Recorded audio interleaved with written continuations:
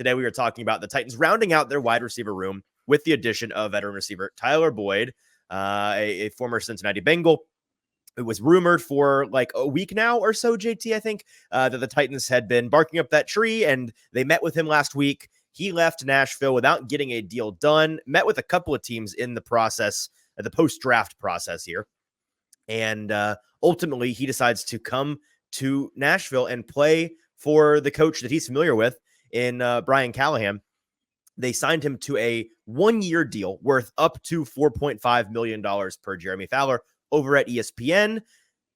Brian Callahan said on April 10th of this year, so just under a month ago now, he said, we have to have someone emerge for us at the slot position when we're in 11 personnel. We're going to need 3 guys out there, and we need a slot who is a reliable, dependable guy. That's something that has kind of stuck with us as we've tracked the Titans roster building process the past month or so.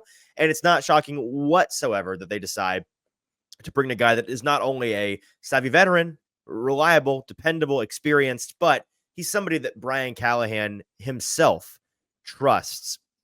What was your initial reaction to this, JT? Because we've seen a lot of reaction on social media. Like, we're not going to sit here and say this is like the Calvin Ridley signing where does this add a win to their win total? We're going to pump the brakes in that regard. But Tyler Boyd on Twitter saying tighten up. He's fired up about it. Will Levis saying he can't wait to get to work with Tyler Boyd. He's fired up about it. His new quarterback. Tyke Tolbert, Titans position coach. He's stoked about it on Twitter. I saw that. Tyreek Hill is very complimentary of the Titans wide receiver. I was about to say, Tyreek just came out of nowhere today being like, hey, the Titans, what are they cooking over there? Titans got something cooking over there. So sure. Tyreek Hill is taking notice. Yesterday, I know with the Zay Jones news, it seemed like a lot of this had been moving very, very fast. When Zay Jones came and met, I thought maybe that they would go that direction, obviously having the connection there. But then he moved on, went to Arizona and had that meeting. And then all of a sudden, Tyler Boyd, just like that, is now part of the Tennessee Titans. I think it's two things. My two initial reactions. One, the depth of this wide receiver room is better than it has been in a long, long time. Just adding that move right there. I mean, low bar, generally speaking, but yes. It is a low bar, but the things that you can now do plan for the worst case scenarios in case one of your top 2 wide receivers goes down. Tyler Boyd takes that panic level that you may have if he wasn't here, if a DeAndre Hopkins or a Calvin Ridley went out. It takes the panic level down a little bit. You don't have to anymore. You don't have to really feel like this room is unproven because you bring him in. And I think also it just continues to be kind of this theme of culture building for Brian Callahan in the new building. First bringing in Chidobe Awuzie at the beginning of the offseason, and now still really having a glaring need at the slot wide receiver position. Just bring in a guy who he's been with for the better part of half a decade. Tyler Boyd has been a staple in that Cincinnati locker room since 2016. Being a captain a couple of years. So you're a resident Bengals fan here. You've watched a lot of Tyler Boyd in your years. I know, exactly. It's like great. I love that the Titans are just bringing in all these guys that I already have it's prior knowledge of. It allows for some lazy analyst work on your part because you just built it. I don't have to do anything. But no, exactly. Like it's definitely a culture move for him as well as he tries to build up this locker room in this new regime. Yeah, absolutely. The thing for me is getting that role. What Brian Callahan has alluded to pretty explicitly the past couple of weeks, saying we've got to get a guy that can work in the slot out of 11 personnel, which I think this move pretty much locks in place the idea. This Titans team going to be running a lot of 11 personnel in 2024, which is not surprising given the way that Brian Callahan coached teams have operated in the past. But this is a necessary piece of the puzzle to the high functioning of his offense. Like, it doesn't really work unless you have that reliable slot option, I don't think. And he's made that pretty clear that he believes the same thing. And so he's got that guy now. I heard some people talking about how, the Titans, they've got their top 2 guys. They've got Calvin Ridley. They've got DeAndre Hopkins. Who is that third guy who's going to emerge? And before they brought in Boyd, it was like, look at this roster. They've got 1,000 receivers. And that communicates to you, that telegraphs to us, like, They don't know. You know what I mean? They're just hoping somebody's going to emerge over the offseason, into the summer, into camp. They eliminate that need now. They've got that guy, and so now anybody else that happens to emerge from the pool, and we'll talk about them today, it's a bonus, right? That's a nice surprise, but you're not banking on it, and that's a really big deal.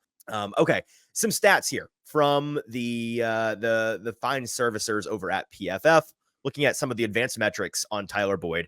He has seen his role diminish in the past couple of years. There was a time, JT, not too long ago in 2018, 19, where he was the wide receiver one out there in Cincinnati.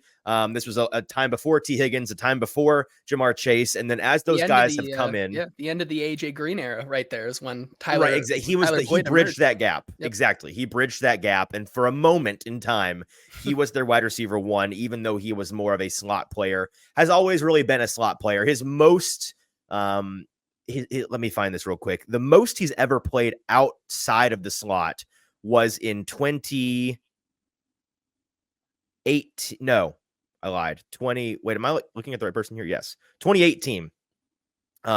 He played outside of the slot in 2018, 35.3% of his snaps.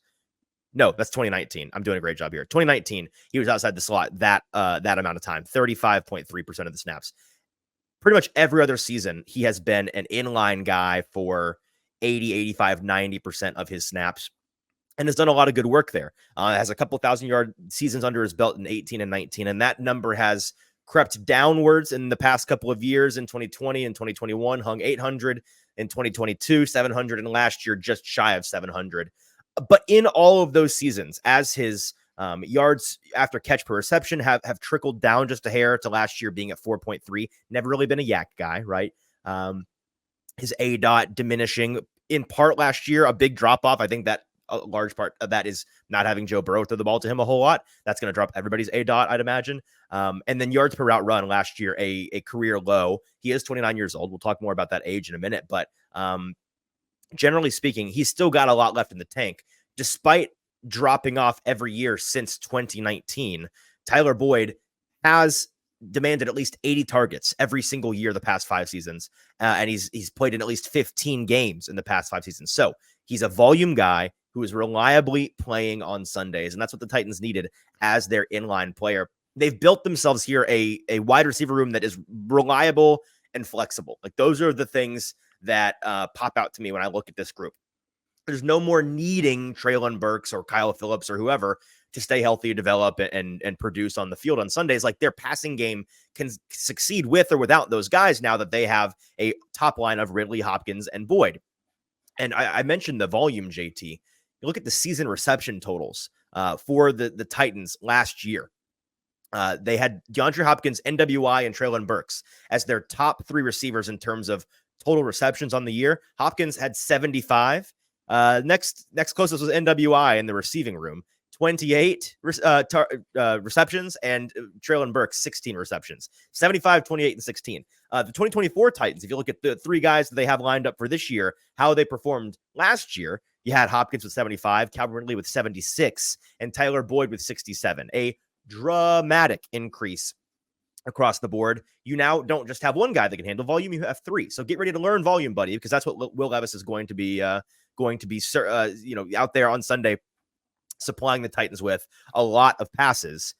Before I talk about their ages, JT, do you think from a Will Levis standpoint, when you think about the volume that is at least available to them, should they choose to be a heavy passing team? I know earlier in the offseason we've talked about how, hey, like, do you really want Will Levis to be a volume passer to the extent of a Josh Allen, a Patrick Mahomes, a Joe Burrow, or would you rather him be more of a pick and choose his spots guy, at least right now in his first year, getting the full offseason treatment and being the designated starter going in? Where's your head at in terms of this guy being relied upon to throw 30, 35, 40 times a game? Well, I certainly don't think that even with these weapons, I don't think that's the case. Like, I don't see, I could be completely wrong, but I don't foresee a world where Will Levis all of a sudden is like Jared Goff throwing 40 plus passes a game, like just going balls to the walls right with that. I think that when you look at that, like you said, he's been reliable. and he's sneakily been over the course of his career kind of playing that security safety blanket for young quarterbacks and backup quarterbacks. That, you know, is something that is really valuable. We talk about it all the time, how tight ends are rookie quarterbacks' best friends, you know. But I think that in this case, Tyler Boyd can play a lot of The that role. next best thing is a reliable slot guy, Exactly. a And QB's best friend kind of guy. Yeah. I think that, you know, well, we've been talking about it all offseason, right? This is the Will Levis experiment year. Like, this is the experiment. How are we going to set him up? We're going to give him 3 guys who he can trust and depend on and be there game in and game out. So when you talk about, you know, I don't know how many, you know, passes he's going to throw. I would imagine like the sweet spot is somewhere between 22 to 25 passes a game for Will Levis. But when you look at like where those passes are going to go, I still think that even for being 29 and the wide receiver 3 on this team, Tyler Boyd is still going to demand a decent amount of those attempts.